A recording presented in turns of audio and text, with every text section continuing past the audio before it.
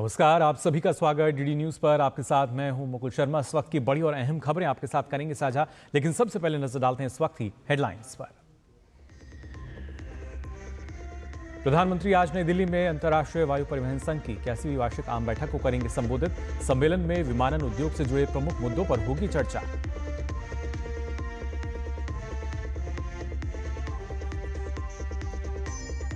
Paraguay के राष्ट्रपति Santiago पेना 3 दिवसीय यात्रा पर दिल्ली पहुंचे। एयरपोर्ट पर हुआ भव्य स्वागत। राष्ट्रपति, उपराष्ट्रपति और प्रधानमंत्री समेत तमाम गणमान्यों से करेंगे मुलाकात।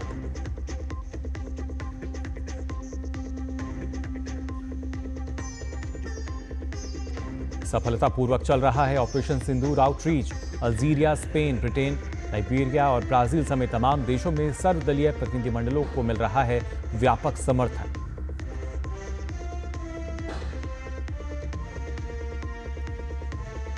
जेईई एडवांस परीक्षा के नतीजे हुए घोषित। रजत गुप्ता रहे अव्वल। 50,000 से अधिक छात्रों ने किया क्वालिफाई।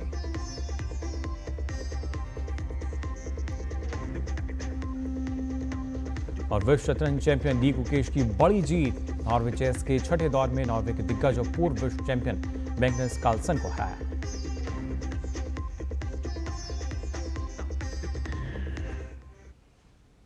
और आइए अब खबरें देखते हैं विस्तार से। आपको बता दें, प्रधानमंत्री नरेंद्र मोदी आज नई दिल्ली में अंतर्राष्ट्रीय वायु परिवहन संघ की 81वीं वार्षिक आम बैठक को संबोधित करेंगे। 3 जून तक चलने वाले इस सम्मेलन में विमानन उद्योग से जुड़े प्रमुख मुद्दों पर चर्चा होगी।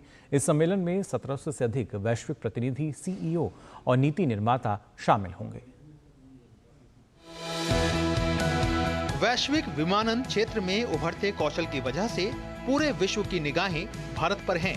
इसे और ज्यादा प्रोत्साहित किए जाने को लेकर दुनिया के प्रमुख हवाई उद्योगों से जुड़े प्रतिनिधि 81वें अंतर्राष्ट्रीय वायु परिवहन संघ में हिस्सा लेंगे, जिसका आयोजन नई दिल्ली में हो रहा है। ये 1983 के बाद पहला मौका होगा जब ये भारत में आयोजित हो रहा है। इसकी मेजबानी इंडिगो कर रहा है। 1 से 3 जून तक चलने वाले इस सम्मेलन में दुनिया भर से 1700 से ज्यादा प्रतिभागी हिस्सा ले रहे हैं, जिनमें सीईओ, नीति निर्माता और मीडिया प्रतिनिधि शामिल होंगे। It gives a good foundation, a base on which India to build further and carry on from having been the 4th largest to now becoming the 3rd largest aviation market in the world. I think the trajectory is indeed right. कार्यक्रम में प्रधानमंत्री नरेंद्र मोदी मुख्य वक्ता होंगे, जो वैश्विक विमानन मंच पर भारत की बढ़ती भूमिका को दर्शाता है। वार्षिक आम सभा के बाद आयोजित होने वाला विश्व वायु परिवहन शिखर सम्मेलन विमानन क्षेत्र के भविष्य पर केंद्रित रहेगा, जहां सतत विकास, नवाचार और वैश्विक संपर्क जैसे अहम मुद्दों पर चर्चा होगी। Reference to India, it is now the 3rd largest aviation market in the world.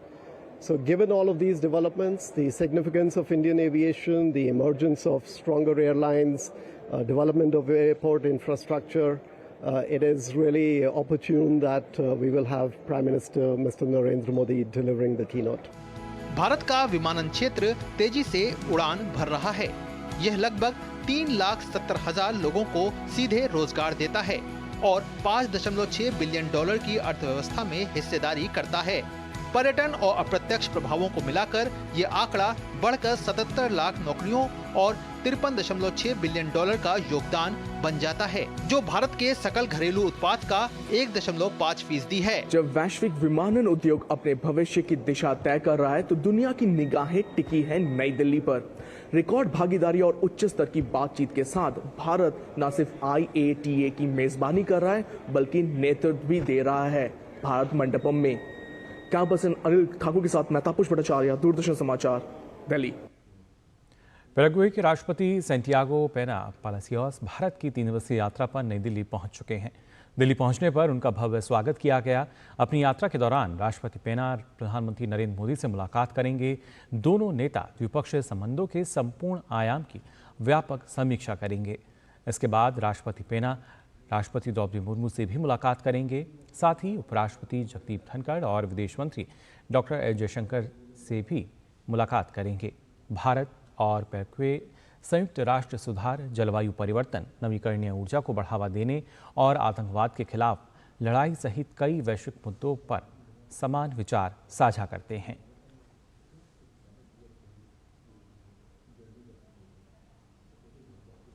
और आइए अब एक नज़र भी डाल लेते हैं भारत पैराग्वे द्विपक्षीय संबंधों पर। जी हां, दोनों देशों के बीच किस तरह के संबंध रहे हैं। द्विपक्षीय संबंधों की बात की जाए, 1961 में राजनयिक संबंध स्थापित हुए दोनों देशों के बीच।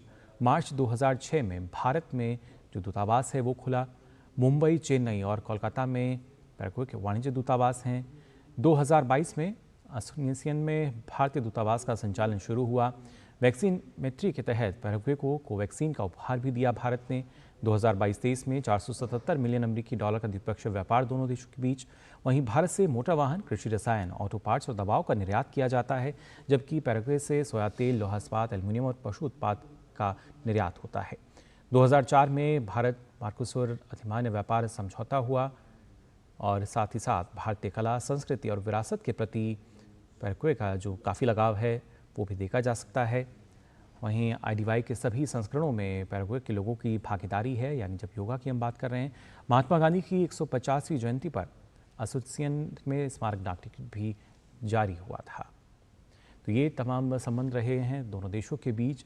और वहीं आप बता दें, 7 भारतीय सर्वदलीय प्रतिनिधिमंडल का इस वक्त विभिन्न देशों में लगातार यात्राओं पर है। भारतीय प्रतिनिधिमंडल वैश्विक स्तर पर लगातार पाकिस्तान के आतंकी चेहरे को दुनिया के सामने बेनकाब करने का काम कर रहा है। इसके तहत भारत की कूटनीति से पाकिस्तान लगातार बेपर्दा हो रहा है। 7 सर्वदलीय प्रतिनिधिमंडल विभिन्न देशों की यात्रा पर हैं इस वक्त। वहीं अगर बात की जाए, कनिमोझी का कहना था, जो कि नेतृत्व कर रही हैं, उनका कहना है कि पाकिस्तान के असली चेहरे को दुनिया के सामने ला रहे हैं। साथ ही उन्होंने कहा कि कोई भी भारत को इस तरीके से ब्लैकमेल नहीं कर सकता। अशोक कुमार मित्तल, जिन्होंने कहा कि दुनिया की हर आतंकी घटना में पाकिस्तान का हाथ होता है, कहीं ना कहीं जो तार हैं पाकिस्तान से जुड़ते नजर आते हैं। श्रीकांत शिंदे ने कहा कि बीते 4 दशक से भारत आतंक के विरुद्ध लड़ाई लड़ रहा है। पाकिस्तान आतंक फैलाने के लिए धर्म का इस्तेमाल करता है, SS अहलूवालिया ने कहा। ऑपरेशन सिंदूर आउटरीच के तहत अलग अलग देशों की जो यात्रा कर रहे हैं, आतंक के विरुद्ध वैश्विक लड़ाई में दुनिया भारत के साथ बांसी स्वराज का ही कहना। और इसी कड़ी में आपको बता दें, शिवसेना सांसद श्रीकांत शिंदे की अगुवाई में डेलीगेशन लाइबेरिया के मोनरोविया में है। श्रीकांत शिंदे ने कहा कि पहली बार कोई देश आतंकवाद के खिलाफ प्रतिनिधिमंडल के माध्यम से पूरे विश्व में शांति का संदेश फैलाने का काम कर रहा है। पहली बार कोई देश आतंकवाद के खिलाफ ऐसे डेलीगेशन के माध्यम से शांति का संदेश पूरे विश्व में फैलाने का काम कर रहा है। वो हमारे नरेंद्र मोदी जी ने किया। ये ऐसा कोई भी, आप देखिए, टेररिज्म सिर्फ ग्रसित भारत नहीं है, टेररिज्म से बाकी भी अन्य देश भी है। भारत इस टेररिज्म के खिलाफ गए 4-5 दशकों से लड़ता आ रहा है। भारत बहुत कैपेबल है सभी आतंकवादी गतिविधियों से लड़ने के लिए और हमेशा लड़ता आया है। और हमेशा पाकिस्तान के माध्यम से जितनी लड़ाइयों की इनिशिएटिव उन्होंने ली, उसमें पाकिस्तान को परास्त करने का काम भी भारत ने किया। प्रतिनिधिमंडल के सदस्य भाजपा नेता SS अहलूवालिया ने बताया कि उन्होंने UAE से कहा है कि पाकिस्तान आतंकवाद फैलाने के लिए कुरान और धर्म का इस्तेमाल करता है, तो इनका कुछ उपाय कीजिए। अब उनका दिमाग रहता है क्या कि हमारे जो इस्लामिक वर्ल्ड है हमारे साथ खड़ा रहेगा। हमने UAE वालों को रिक्वेस्ट की कि उसका ऐसा मानना है और वो कुरान शरीफ और धर्म का नाम लेकर ये प्रचार प्रसार करता है और आतंकवाद करता है, तो इसका कोई उपाय करिए। उन्होंने स्वीकारा कि हमारे धर्म को इन्होंने हाईजैक कर लिया। वहीं भाजपा सांसद बांसी स्वराज ने कहा कि एक अच्छे मित्र के रूप में लाइबेरिया आतंकवाद के खिलाफ वैश्विक लड़ाई में भारत के साथ खड़ा रहेगा। लाइबेरिया हम इसलिए आए हैं क्योंकि लाइबेरिया बहुत पुराना दोस्त है भारत का, बहुत सुदृढ़ बायलैटरल रिलेशनशिप है और उसको और ज्यादा सुदृढ़ आप कर रहे हैं। और आप भी जानते हैं कि अभी इलेक्शन होने वाले हैं। UNSC यानी यूनाइटेड नेशंस की सिक्योरिटी काउंसिल के नॉन परमानेंट मेंबर के इलेक्शन के लिए खड़ा हो रहा है लाइबेरिया। ये वक्त है जब हमारे दोस्त को हमारी जरूरत है, हमें उसकी जरूरत है। 3 जून को मुझे लगता है कि जितना बढ़िया कैंपेन इन्होंने चलाया है, 100% DR कॉन्गो और लाइबेरिया दोनों ही UNSC के नॉन परमानेंट मेंबर अवश्य बनेंगे। ऐसे में हम जानते हैं और हमें पूरा ये विश्वास भी है कि लाइबेरिया वहां पर पुरजोर तरीके से ग्लोबल वॉर अगेंस्ट टेररिज्म में भारत के साथ खड़ा रहेगा। और बात जेईई एडवांस परीक्षा की, जिसके नतीजे घोषित हो चुके हैं। 54,378 अभ्यर्थियों ने जेईई एडवांस परीक्षा क्वालिफाई किया है। इनमें 9,404 महिला अभ्यर्थी शामिल हैं। IIT दिल्ली जोन के रजित गुप्ता ने 360 में से 332 अंक के साथ जेईई एडवांस परीक्षा में शीर्ष स्थान हासिल किया है। वहीं IIT खड़गपुर जोन की देवदत्ता माझी ने 360 में से 312 अंक के साथ महिलाओं में शीर्ष स्थान हासिल किया है। देश के 23 भारतीय प्रौद्योगिकी संस्थानों के अंडर ग्रेजुएट कोर्सेज में दाखिले के लिए जेईई एडवांस परीक्षा आयोजित होती है। इस साल जेईई एडवांस परीक्षा में 1,80,422 अभ्यर्थी शामिल हुए थे। 18 मई 2025 को देश के 230 शहरों के 712 परीक्षा केंद्रों पर जेईई एडवांस परीक्षा का आयोजन हुआ था। IIT कानपुर ने इस साल जेईई एडवांस परीक्षा का आयोजन किया था। इस पर और जानकारी के लिए हमारे संवाददाता निशांत सौरभ हमारे साथ फोन लाइन पर जुड़ चुके हैं। निशांत, जानना चाहेंगे आपसे, देश में जो अलग अलग भारतीय प्रौद्योगिकी संस्थान हैं उसमें अंडर ग्रेजुएट प्रोग्राम के लिए अब कहीं ना कहीं जो हम कह सकते हैं परिणाम है जेईई का, वो सामने आ चुका है। जी देखिए, बिल्कुल देश में 23 भारतीय प्रौद्योगिकी संस्थान हैं जिनमें दाखिले के लिए जेईई एडवांस परीक्षा का आयोजन होता है।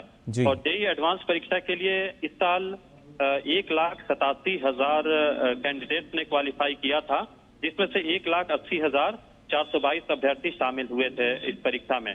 मैं आपको बताना चाहूंगा कि जो एक देश के तमाम इंजीनियरिंग कॉलेज हैं उनमें दाखिले के लिए जेईई मेंस परीक्षा आयोजित होती है, जो कि साल में 2 बार आयोजित होती है, जनवरी और अप्रैल के महीने में।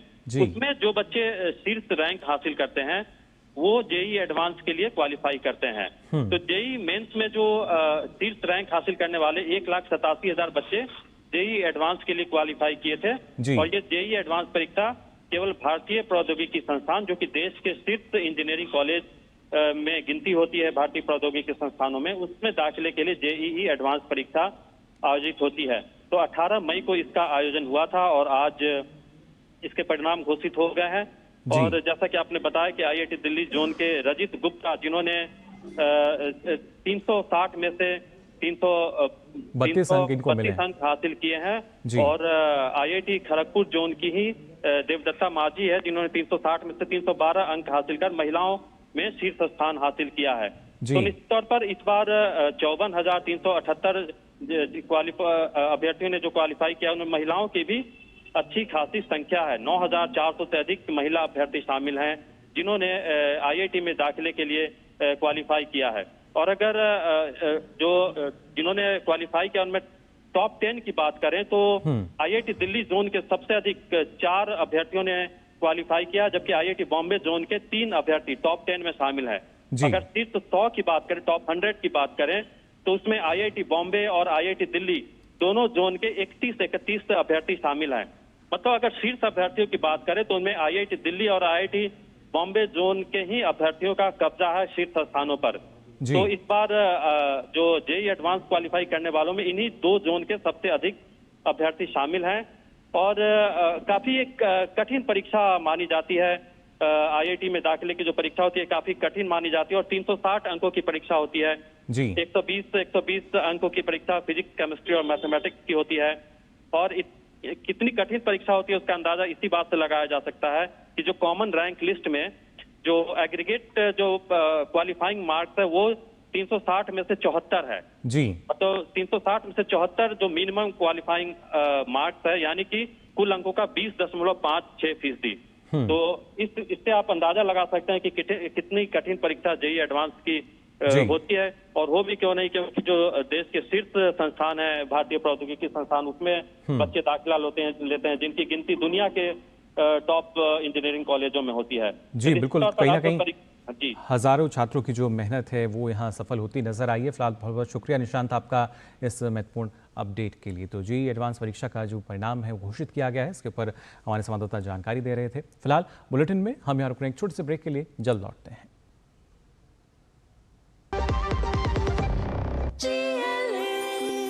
जो लक्ष्य चुना था समझ आने लगा है। GLA यूनिवर्सिटी, उच्च लक्ष्य की निश्चित प्राप्ति। मेरी पसंद, मेरी पसंद, मेरी पसंद, मेरी पसंद, हमारी पसंद, हम सबकी पसंद। मजबूत देश का मजबूत सरिया हो गया स्टील। ब्रेक के बाद आप सभी का एक बार फिर स्वागत DD न्यूज़ पर। आई खबरों में आगे बढ़ते हैं, बात कर लेते हैं मानसून की। दरअसल मानसून की जल्दी आ जाने से पूरे देश में मौसम का जो मिजाज है वो बदला हुआ नजर आ रहा है। आज और आने वाले कुछ दिनों की अगर बात की जाए तो दिल्ली NCR में धूल भरी आंधी और बारिश का अलर्ट जारी किया गया है। इसके साथ साथ यूपी, बिहार, MP और राजस्थान में भी आंधी बारिश का अलर्ट मौसम विभाग द्वारा जारी किया गया है। साथ ही आकाशीय बिजली गिरने और ओलावृष्टि की भी संभावना जताई गई है। वहीं मानसून की सक्रियता की अगर बात की जाए तो बिहार में भी प्री मानसून जो है वो सक्रिय है फिलहाल, जिस वजह से अगर देखें तो बिहार के 13 जिले जहां पर भारी बारिश और तेज आंधी की चेतावनी जारी की गई है। वहीं अगर पहाड़ी राज्यों की हम बात करें तो पहाड़ी राज्यों में भारी बारिश और लैंडस्लाइड का खतरा है। जिस तरीके से लगातार बारिश जो है दर्ज की जा रही है, जम्मू कश्मीर, हिमाचल प्रदेश और उत्तराखंड में ये अलर्ट जारी किया गया है। इसके साथ साथ दक्षिण भारत की अगर बात की जाए तो कर्नाटक में इस बार मई के महीने में ही रिकॉर्ड तोड़ बारिश दर्ज की जा चुकी है। साथ ही ओडिशा, तेलंगाना, केरल, तमिलनाडु और में भी यहाँ पे आपको बता दें इन राज्यों में भी भारी बारिश की चेतावनी जारी की गई है मौसम विभाग द्वारा। तो लगातार मौसम का जो मिजाज है वो बदलता हुआ नज़र आ रहा है। देश के अधिकतर ऐसे राज्य जहां पे लगातार हम देख पा रहे हैं कि जो बारिश की स्थिति है और उसके साथ साथ मौसम विभाग ने अलर्ट भी जारी किया है। लेकिन खासतौर से पूर्वोत्तर राज्यों की अगर हम बात करें तो यहाँ पर बारिश कहर ढा रही है। दरअसल त्रिपुरा में भारी बारिश के कारण अगरतला शहर के कई हिस्सों में जल भराव देखने को मिला। वहीं असम में लगातार बारिश के बाद डिब्रूगढ़ में ब्रह्मपुत्र नदी का जलस्तर बढ़ा हुआ है। जलस्तर बढ़ने के कारण निचले इलाके जलमग्न हो चुके हैं। उत्तरी सिक्किम में नजोंगू क्षेत्र में भारी बारिश के कारण तीस्ता नदी के उफान के कारण फिदांग बेली ब्रिज आंशिक रूप से क्षतिग्रस्त हो गया है। मौसम विभाग ने असम, मेघालय, नागालैंड, मणिपुर, मिजोरम और त्रिपुरा में भारी बारिश की चेतावनी के साथ ऑरेंज अलर्ट जारी किया है।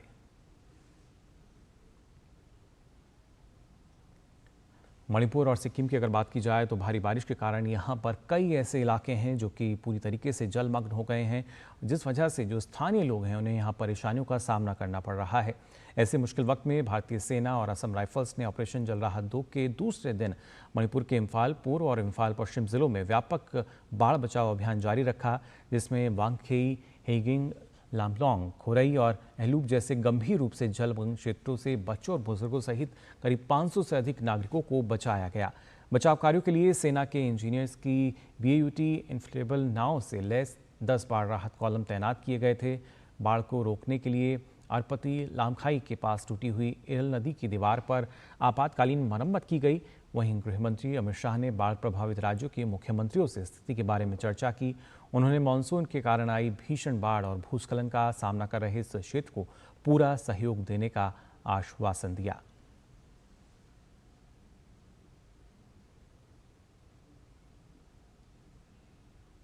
और डिब्रूगढ़ से हमारी संवाददाता सुबिना रॉय जो हैं वो फिलहाल हमारे साथ जुड़ चुकी हैं। सुबिना, जानना चाहेंगे आपसे, जिस तरीके से लगातार ऑरेंज अलर्ट जो है वो जारी किया गया है, किस तरह के हालात अभी बने हुए हैं? जी मुकुल, जो पिछले 3 दिनों से भारी वर्षा हो रही है नॉर्थ ईस्टर्न स्टेट्स में, ये जो डिप्रेशन फॉर्म हुआ है बे ऑफ बंगाल से, फिर वो जाके अभी जो पूरे नॉर्थ ईस्टर्न स्टेट्स पे जो है बारिश, भारी बारिश के रूप में कहर ढा रही है और इसकी वजह से जो है लैंडस्लाइड्स रिपोर्ट किए गए हैं बहुत सारे नॉर्थ ईस्टर्न स्टेट्स में, और लगातार जो मूसलाधार बारिश हो रही है उसकी वजह से जो है नदियों का जो बहाव है बहुत ज्यादा हो गया है और डेंजर लेवल से भी ऊपर बह रहा है। ब्रह्मपुत्र जो डिब्रूगढ़ में जो है अभी स्थिति थोड़ी नॉर्मल है, डेंजर लेवल से थोड़ा नीचे आया है अभी जो लेटेस्ट रिपोर्ट है, बट बाकी सब जगहों में अभी भी नदी डेंजर लेवल से ऊपर है मुकुल। और अपार्ट फ्रॉम दैट जो भारी वर्षा के कारण काफी सारे जो रोड्स भी है वो भी अफेक्टेड हुए हैं। जैसे अगर हम साउथ असम की बात करें, नॉर्थ काचार हो गया, हाइलाकांदी हो गया, धीमा हसा हो गया, इन सब में जो जाने की जो रास्ता है नेशनल हाईवेज जैसे लामडिंग सिलचर हाईवे हो गया, जातिंगा रोड हो गया, ये सारे रोड क्षतिग्रस्त हैं, जिसकी वजह से जो है सप्लाईज हो गया या लोगों का यातायात हो गया वो होना बहुत ही ज्यादा मुश्किल हो रहा है। इसके तहत जो है रेस्क्यू ऑपरेशंस लगातार चलाए जा रहे हैं। जैसे कि कल ही तिनसुकिया डिस्ट्रिक्ट में डिस्ट्रिक्ट अथॉरिटीज और इंडियन एयरफोर्स की टीम ने मिलकर हवाई जहाज से रेस्क्यू किया। 14 लोगों को रेस्क्यू किया गया बॉम्बजीर नदी से जो वहां पे स्ट्रैंडेड थे। ये जो है असम अरुणाचल बॉर्डर में है। अरुणाचल में भी काफी सारे लैंडस्लाइड्स देखने को गए हैं और कल ही से असम के जो सीएम है उन्होंने ट्वीट किया कि जो अरुणाचल में कई जगह पे भारी वर्षा के कारण उसका जो इफेक्ट्स है वो असम में देखने को मिलेगा, क्योंकि जैसे पहाड़ों से नदी बह के जो है असम की तरफ आती है और उन्हीं का जो जल प्रभाव है वो फिर जाके यहाँ के जो लो लाइंग एरियाज है उनको इफेक्ट करता है मुकुल। जी बिल्कुल, और कहीं ना कहीं बाढ़ का रूप लेता हुआ नजर आता है। ऐसे में जिस तरीके से आपने बताया जो राहत बचाव कार्य है वो लगातार जारी है, सेना जो है ऑपरेशन राहत 2 जो है वो लगातार हम देख पा रहे हैं। क्या अभी भी कई ऐसे क्षेत्र हैं जहाँ पे जो कनेक्टिविटी है वो अभी संभव नहीं हो पा रही है? जी बिल्कुल, काफी सारे नेशनल हाईवेज है जो इफेक्ट हुए हैं, जैसे कि हाफलोंग जातिंगा रोड हो गया, लामडिंग और सिलचर जाने का जो रास्ता हाईवे है वो इफेक्ट हुआ है, नतुन बस्ती रोड इफेक्ट हुआ है। काफी सारे जो असम टू मेघालय जाने का ये रास्ता है उसमें भी नेशनल हाईवेज इफेक्ट हुए हैं। और जैसे डिफरेंट एरियाज अगर आप देखें नॉर्थ ईस्टर्न के तो नेशनल जो हाईवेज है, रोड्स है, छोटे छोटे सड़क है वो इफेक्ट हुआ है। धेमाजी जो कि लो लाइंग एरिया है, अपर असम की बात करें तो वहां पे जो है एक डिस्ट्रिक्ट से दूसरे डिस्ट्रिक्ट जाने का जो रोड है वो इम्पैक्ट हुआ है, क्योंकि बढ़ती नदी के बहाव से जो है रास्ता को जो है दह ले गया है। तो इसकी वजह से जो काफी रोड्स तो क्षतिग्रस्त हुए, लेकिन रेस्क्यू टीम्स जो है बोट्स चला रही है। और कल जो है जो लेटेस्ट हमारे पास रिपोर्ट है, कल जो अराउंड जो है 14 बोट्स डिप्लॉय किए गए हैं। अब तक 400 से ज्यादा लोग रेस्क्यू किए गए हैं थ्रू बोट्स। एनडीआरएफ और एसडीआरएफ की टीमों ने मिलके, और कल जो है 20 मेडिकल टीम्स थे जो हेल्थ फैसिलिटीज प्रोवाइड कर रहे थे मुकुल। जी, तो लगातार राहत बचाव कार्य जो है वो जारी है, और लेकिन इसके साथ साथ कई जिलों में रेड अलर्ट भी जारी किया गया है मौसम विभाग द्वारा। फिलहाल बहुत बहुत शुक्रिया आपका इस अपडेट के लिए सुबीना। तो जाना आपने, अगर बात की जाए तो पूर्वी राज्यों की किस तरह के जो हालात हैं वो बने हुए हैं। वहीं आइए अब खबरों में आगे बढ़ लेते हैं। आपको बता दें, इजरायली बंधकों के समर्थन में प्रदर्शन के दौरान कोलोराडो राज्य में स्थित बोल्डर शहर में आतंकी हमला हुआ, जिसमें 6 लोग घायल हो गए।